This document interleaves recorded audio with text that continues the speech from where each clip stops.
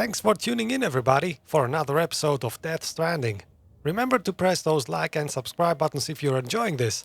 And now let's continue. Alright then, let's go. Thank you for your contribution. Now we are going to be... Still got work to do, Sam. Let's not keep people waiting. We are gonna be heading into Mules Territory, so this is gonna be interesting. This is my first fight in very hard mode, and fights are supposed to be the thing that's affected most in this hard mode. Alright, first let's see, can we build a BCC now? Well, not a PCC, a power station I mean. Actually we still cannot. Oh man, that means we cannot use the bike, which is very unfortunate. Beginning scan. Sam, you can now submit upgrade requests for structures.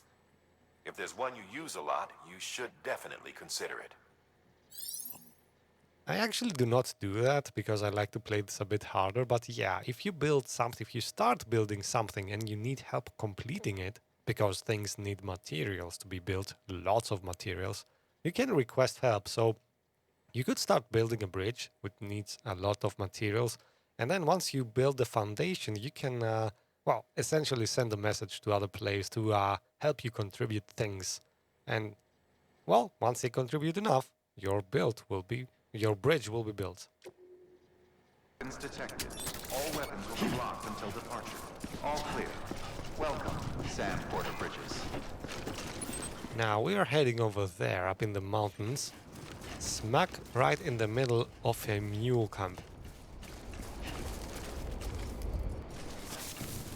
In the early game, it is tough to face mules because they have these radars and you cannot avoid being detected, right? Later on in the game, you will have an upgrade that allows you to sort of counter-ping it.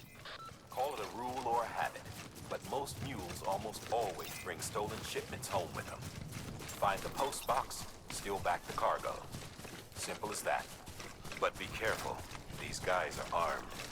If this goes sideways, be ready to fight. And it probably will go sideways. By the way, have you noticed that some part of the ground kind of looks like a dirt road at this point? This is happening when a lot of players traverse the same area, right? So you'd be best served to go on these roads yourself, right? Do not go on the green area, go on the brown area. That will make the road better, right? And it's easier and faster to traverse it, and you will help other players as well. Now, can I climb this?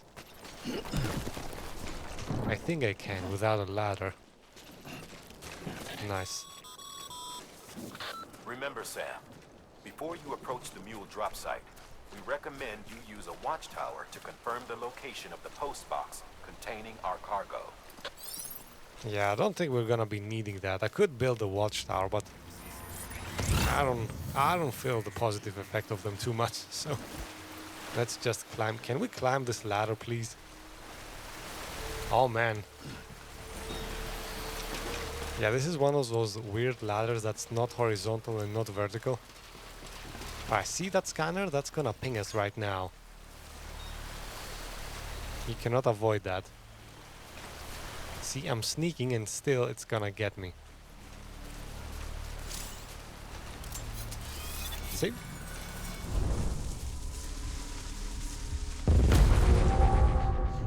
And now they know my location.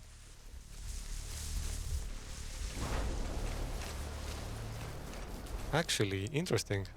Usually it marks my location. Mule drop sites are rarely deserted, so remaining undetected is key. Keep a low profile and move slowly to minimize noise. That guy over there is a mule. We will have to probably fight him. And for that reason, I'm equipping the Strand here on the lower right part of the wheel. That is actually the best weapon against mules. Well, you can obviously have much better weapons later on in the game, but for now, this is your best chance. You can sort of avoid them, or you can sneak up on them, right? So you either sneak up on them and kill them with that, or you dodge them once they try and hit you, and then you kill them with that. It's essentially a one-hit kill weapon. You strangle them from behind. That's what happens essentially here. Oh, he saw me? Yeah, he did. So now I'm waiting. Find somewhere to hold up. And what I did was I was pressing the aim button. And then I was constantly mashing on the attack button. That way you do that, you prepare. And I'm attacking at all times right now. See? Now I'm attacking. And once he strikes, I avoid him. I dodge him essentially, and then I strangle him from behind. That's all the technique you need to get rid of mules. And I'm probably gonna get rid of all of them now. Maybe let's just hide here. Then when the next comes, maybe we can sneak up on him. By the way, until the next mule arrives, good time for another lesson. See those symbols up above the mule's head? They have sort of like a star thing. That means they're incapacitated, not dead, but incapacitated for good. They will not stand up again. If they don't have that symbol, so if you hit them with some other weapon that's sort of a soft weapon, they could have the handcuffs symbol above them. If you see the handcuff symbol, that means they are not incapacitated. They will stand up again. But you can rectify that easily. You can go up to them, kick them in the face, and then the cuff symbol will switch to that symbol, and you'll be fine. Alright, nobody else seems to be coming, so let's move on actually. Since the music is still, you know, sort of action-oriented, that means there's still more mules to come, right? You're not done. And you can see them, sometimes they are blinking in my interface. So let's see if I can try and sneak up on them. I'm gonna go all the way around, just to get a good view before I approach the camp. There is the guy. Unfortunately, there are not any advanced mechanics in this game. Like, you cannot attract their attention, you cannot do anything other than wait for them to come to you, which kind of sucks. But yeah, you either have to be patient or very aggressive.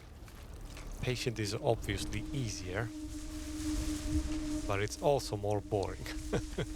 So let's go up to that guy, see if we can attack him from behind, maybe.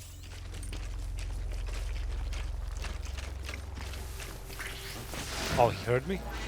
Yeah, he heard me, okay. Come on. And now I'm attacking, and as soon as he does that, I can, yeah, do this. So essentially, just mash the attack button. You'll be fine. Been busy? Seems all the mules in your vicinity have been incapacitated. Yep, that's what we did. Now, do not get cocky, because early on in the game... Oh, what? Did I pick up a ladder? No, that was... Let's pick up the metals, actually. Those are much more useful. Early on in the game, things are easy, right? Mules are in very low numbers, like, what was that, 3 of them I did defeat? Yeah, that's nothing. You will come across camps that have, like, I don't know, 50 of them. And that's when things get tough, because they attack you at the same time. And they also have trucks and spears and all kinds of toys.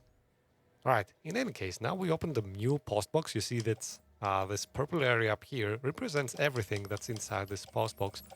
If you see things that have these blue strands across them, those are usually the useful stuff. Those are mission items, but it gets even more complicated than that. There is a symbol at the very left of everything. So you see this thing and this, they have a heart symbol. That means this is lost cargo. Somebody lost it, some other player lost it. You can take it and deliver it back for some, well, for some likes. If you come across this symbol though, which is a star, that means this is the mission item. That's the thing you are after. Do not forget to take that thing. Alright, so let's see. How much can we carry, actually? I don't think we can carry all of this. Because you can see at the very right, there's the weight rating. For example, this has 30 kilograms. This has 22 and this has 18. I don't know how much of that we can carry. Let's take these two at first and see. Yeah, this is already too much. So I'm not gonna take them. I'm just gonna take the interface. By the way, do not be shy about doing multiple runs. That's actually the smart thing to do in this game, right? So just take a few things, go back and come back again to this spot, right? So do not try to be a hero and carry everything at once. Only do that if there's maybe timefall in the area and you do not want to make, I don't know, and you do not have repair sprays or something, but oh man, I don't know, just do multiple runs. It's really worth it. Right? Do not be shy about it. Alright, now let's get back and deliver the mission. Mules. Damn addicts chasing a cargo high. Shame we gotta deal with their bullshit at all. Back in the day, AI did everything. Deliveries were handled by unmanned vehicles and drones. And all we had to do was sit back and let them work. It was revolutionary. Damn near singularity. No reason for it not to take off. But it didn't.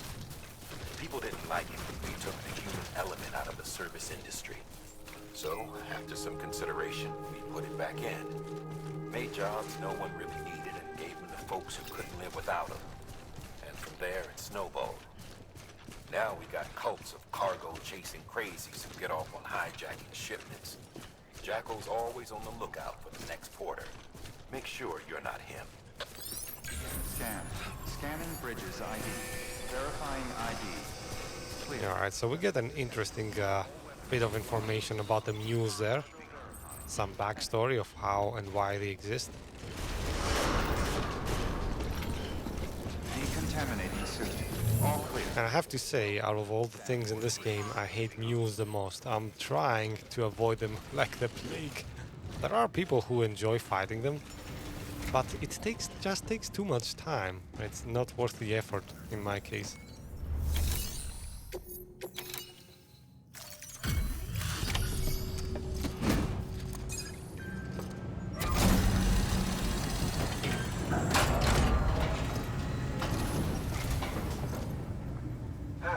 Time to get that chiral printer in working order.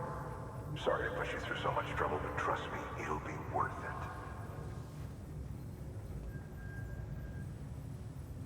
Excellent. The unit doesn't have a scratch on it. Never doubted you'd come through for us.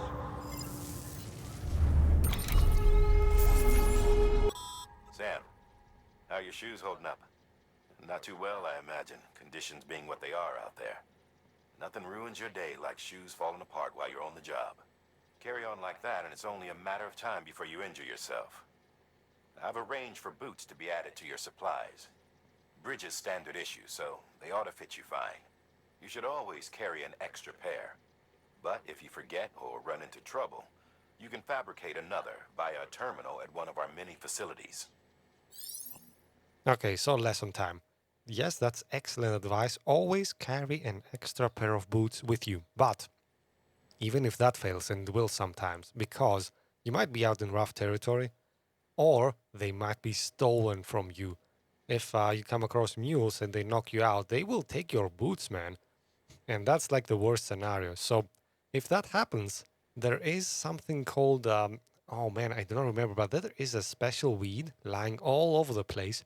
You can use that to fabricate some, not boots, not shoes, but something temporary to at least get you to the next distribution center. So always keep that in mind. If you get your boots stolen, do not run barefoot.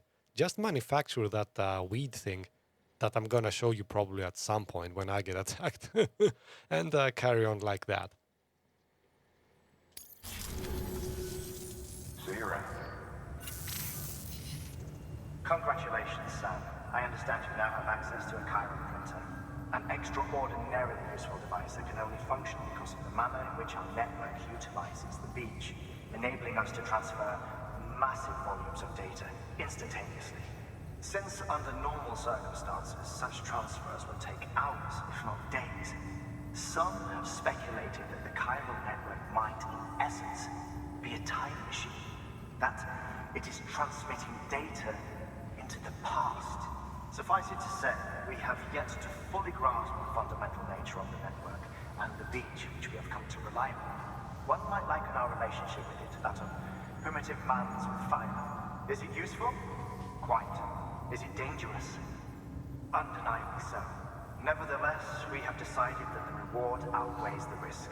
Furthermore, as the BTs are linked to the beach, it stands to reason that further study and experimentation could be of considerable benefit. The same can be said regarding you, of course. Rest assured, I will keep you apprised of what I learn. You have my word. Good work. Man, I kinda wished that we would see Heartman. That's this guy we were talking to more.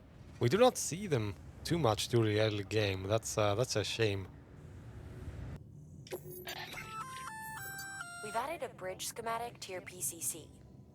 The first step is laying the foundation, after which you'll have to supply additional materials to finish the job. Plenty of rivers and canyons could do with a good bridge, you know. Take a stroll across one you built yourself, and I guarantee you'll be glad you made the effort. Give it a try. Alright, it's time to start learning how to build stuff. Now that we've access to a chiral printer, that's not always gonna be the case everywhere you go, by the way, you can manufacture stuff. This screen looks rather poor right now, only 3 items, but as you get going, this list will become huge and we'll have multiple tabs even. So in any case, how can you read this? You see the small number denotes how many you have, either on you or in a private locker, mind you. So we have 2 boots, 3 container sprays and 3 PCCs. I don't need to manufacture one. I could by doing this. And then you see how much additionals you are going to manufacture. On the lower part of the screen, you see how many materials you're gonna need for that, right? So be wary of some things that you can easily run out of, like chiral crystals, for example. In any case, we do not need anything now because we have already enough PCCs on ourselves. So let's go. Thank you for your contribution. And there are the missions that we can take now. Actually, one of them is a bridge construction. You see, this one doesn't have the purple line, the orange line running through it. That means it's not essential to the story. You can skip that, but do not skip those. If it's a main mission, it is gonna reward you with stuff, and you do not want to miss out on them. In any case, I'm not gonna take the power delivery right now. First, let's... Actually, you know what? No, I'm gonna take it. Because it's on our way. First, we're gonna make the bridge. Then we're gonna go to the wind farm. Oh man, which is a journey. I remember that one. That's gonna be tough. You'll see.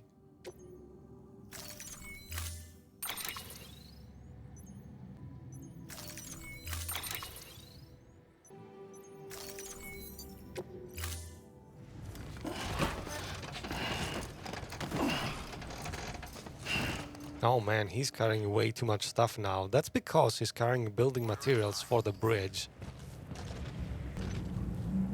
So as soon as I build the bridge, we're gonna have a much easier time. Beginning scan. Have a pleasant journey. Oh man. And you can see, by the way, if you look on the lower left part of the screen. Okay, Sam. Make your way to the designated construction area for the bridge. The foundation should already be in place. With your help, we'll have the thing finished in no time. There should be a terminal nearby. Access it to submit additional materials. So as I was saying, you can see on the lower left part of the screen, that blue bar represents how well your boots are. They are almost done, but we do have an extra pair, so we do not worry. In any case, whenever you approach... Sam, looks like you found the site. There should be a terminal nearby. Access it to submit additional materials. So, as Die-Hardman interrupts me once again, whenever you see an unfinished material, bridge or road or something like that, there will always be a pole like this sticking out of the ground. Just approach it very closely, access it, and then you can select complete structure and see what materials you need to contribute. On the right part of the screen, you see, it says metals. 400 out of 800. That means obviously we need 400 more. And as it happens, we do have those. So I'm gonna select both of them. Select add materials. And now we can confirm and delete the bridge. There are various levels to building stuff. So this is only level 1. This completes the bridge. After this is done, we can contribute even more materials. And you can see on the right part of the screen what that will do. Level 1 just completes the bridge, right? Level 2 adds timefall resistance. And level 3 boosts timefall resistance. What that means, and that's usually the upgrade for most structures. Structures do not live forever, right? Once you build them, at some point they will be destroyed by the rain. Because remember, the rain degrades everything. It accelerates time, so it corrodes materials. If you add more materials and upgrade the levels of these structures, you make them more resistant to the rain. They will live on for longer, essentially.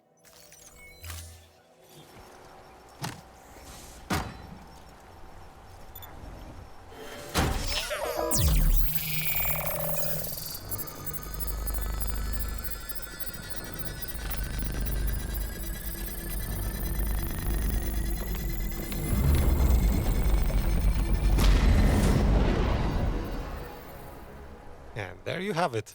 One successfully built bridge.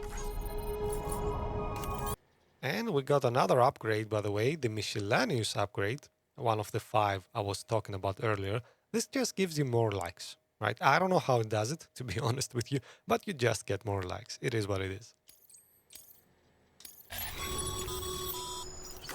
Bravo, Sam. That bridge should make life easier for a lot of people. You can be sure that every traveler and porter who passes that way will put it to good use. Keep an eye out for other spots that could do with another well-placed bridge. Thanks for watching this episode of Death Stranding, guys. I appreciate every like and subscription to my channel. And also, don't be shy about sharing your thoughts with me in the comments section. Alright then, over and out.